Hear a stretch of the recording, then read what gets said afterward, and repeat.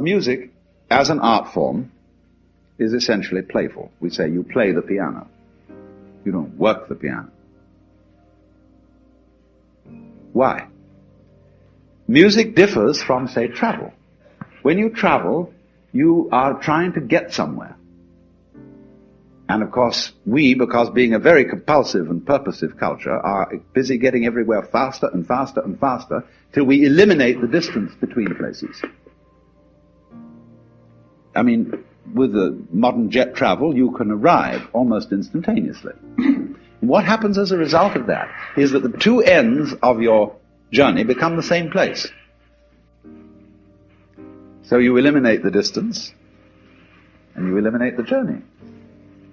Because the fun of the journey is to travel, not to obliterate travel. So then,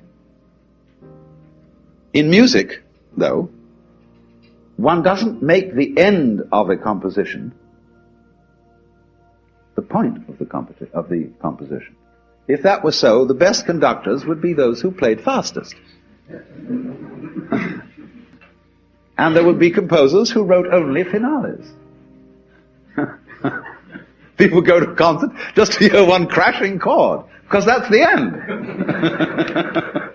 Same way in dancing. You don't aim at a particular spot in the room. That's where you should arrive. The whole point of the dancing is the dance.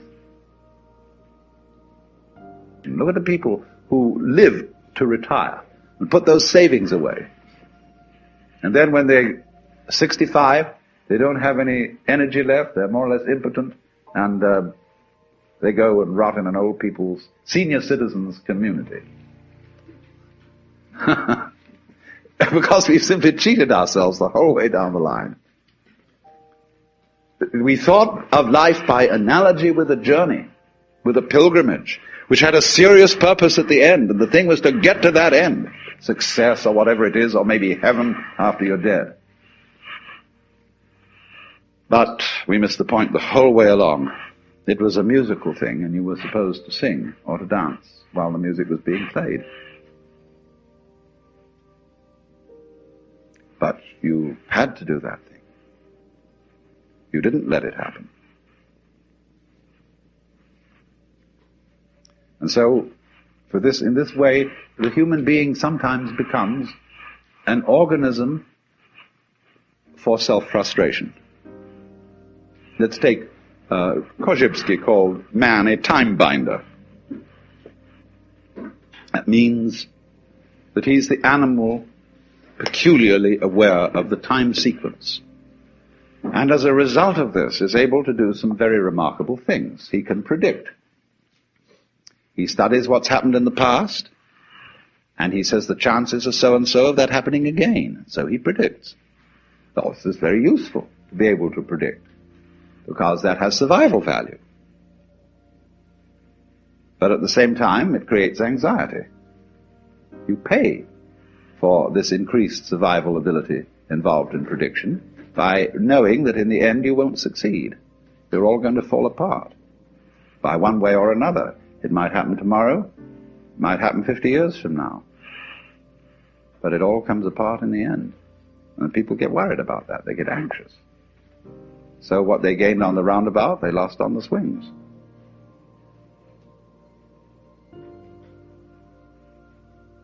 So then, if you see, on the other hand, that existence, this is, as I said, my basic metaphysical assumption, which I won't conceal from you, that existence is musical in nature. That is to say that it is not serious. It is the play of all kinds of patterns. We can look upon different creatures as we look at different games, as we look at chess, checkers, backgammon, tennis. There's the tree game, the beetle game, the grass game. Or you can look at them as you look at different styles of music, mazurkas, waltzes, sonata, etc., all down the line. There are all these different things doing their stuff. And we're doing that. Now, existence, you see, is something that is spontaneous. The Chinese word for nature, zhiran, means that which happens of itself. Your hair grows by itself. Your heart beats by itself. You breathe pretty much by itself. Your glands secrete their essences by themselves. You don't have voluntary control over these things. So we say it happens spontaneously. So when you go to sleep and you try to go to sleep, you interfere with the spontaneous process of going to sleep. Try to breathe, real hard, and you find you get balled up in your breathing. So, if you're going to be human, you just have to trust yourself to have bowel movements and go to sleep and digest your food. Of course, if something goes seriously wrong and you need a surgeon, that's another matter. But by and large, the healthy human being doesn't, right from the start of life, need surgical interference. And he lets it happen by itself. So with the whole picture, that is fundamental to it.